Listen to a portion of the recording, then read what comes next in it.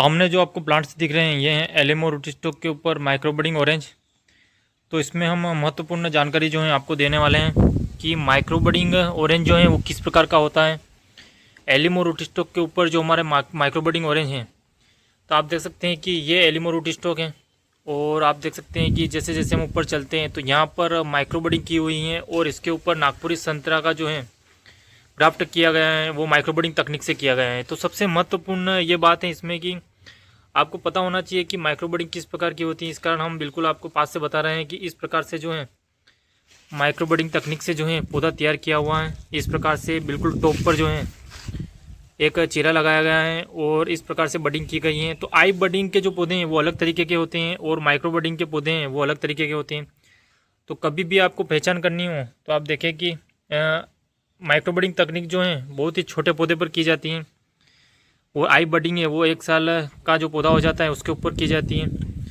तो इस कारण आप देख सकते हैं कि पॉलीथीन में बहुत ही छोटे पौधे जो हैं एलिमो रूटस्टॉक के ऊपर माइक्रो बडिंग तकनीक से ऑरेंज है। तो चाहे मौसम्बी हो, संतरा हो, नींबू, सभी का जो है बहुत ही छोटे पौधों पर जो है बडिंग की जाती है। और बडिंग इस प्रकार की दिखती है क्योंकि आपको कभी पहचान करनी हो तो आप सही से देख सकें कि आई बडिंग है कौन सी बडिंग है, क्योंकि इसमें जो है बहुत ही बार धोखा हो जाता है।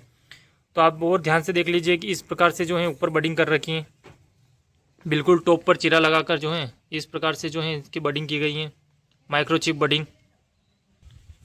आई बडिंग को जो है वो साइड में किया जाता है और माइक्रो बडिंग को जो है बिल्कुल टॉप पर किया जाता है, जिसके कारण जो है पौधे का जो घेराव है वो छोटा हो जाता है। मतलब पौधों को बोना करने के लिए जो है इस तकनीक का प्रयोग किया जाता है।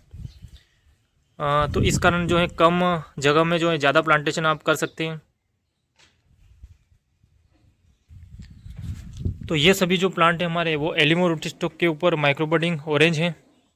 और मौसम्बी के भी प्लांट है और जो नींबू है NRC 7 वो भी हमारे पास मौजूद है जो हम प्लांटेशन करने वाले हैं। लेकिन इनकी पहचान करना बहुत आवश्यक है कि इस प्रकार से पॉलीथीन में जो है माइक्रोबडिंग के पौधे रहते हैं और इतने ऊपर जो यहाँ पर बडिंग कर रखी हैं और इस प्रकार से जो है बडिंग दिखती है। तो बिल्कुल छोटी सी बडिंग यहाँ पर की जाती है, उसके ऊपर एक टोपी लगाई जाती है, उसके बाद जो है ये प्लांट तैयार होता है। और इसकी सक्सेस रेट बहुत ही कम रहती है, मतलब जितने पौधे तैयार किए जाते हैं बहुत ही कम जो है चलते हैं। और जो आई बडिंग होती हैं उसका सक्सेस रेट जो है बहुत ही ज़्यादा रहता है, सभी पौधे लगभग चल जाते हैं। बहुत ही कम प्रतिशत जो है 20% के लगभग ही जो है ख़राब हो सकते हैं। लेकिन इसमें जो है बहुत ज़्यादा भी जो है आधे पौधे तक जो है फेल हो जाते हैं, क्योंकि बहुत ही टेक्नोलॉजी जो है अपर टेक्नोलॉजी है, इससे ऊपर टेक्नोलॉजी नहीं है। माइक्रो बडिंग टेक्नोलॉजी जो है वो बहुत ही बेहतरीन टेक्नोलॉजी है। इसके कारण जो है पौधा बहुत ही बेहतरीन बनता है, जिसका रिजल्ट हम हमारे फार्म पर जो है आने वाले समय में आपको बताएंगे। इन पौधों में एक और सबसे बड़ा धोखा यह किया जाता है कि जैसे कि आपको दिख रहा है कि ये एलिमो रूटस्टॉक के ऊपर माइक्रोबडिंग संतरा है, तो इसी में जो नीचे का रूटस्टॉक है वो कोई और रूटस्टॉक जो है उपयोग कर लिया जाता है और उस पर माइक्रोबडिंग तकनीक से जो है नागपुरी ऑरेंज या नींबू मौसम्बी ग्राफ्ट कर दिया जाता है। तो पौधा तो दिखने में आपको ऐसा ही लगेगा, लेकिन नीचे रूटस्टॉक जो है वो एलिमो रूटस्टॉक का उपयोग नहीं किया होता है। तो ये तो आपको पता ही नहीं चल पाता है और अंत में जो बाद में आपको पता चलता है जब पौधा बड़ा होता है कि ये एलिमो रूटस्टॉक नहीं है। तो सबसे बड़ा धोखा यहीं पर हो रहा है कि ये जो नीचे वाला पार्ट है ये एलिमो होना चाहिए और उसके ऊपर माइक्रोचिप बडिंग होना चाहिए।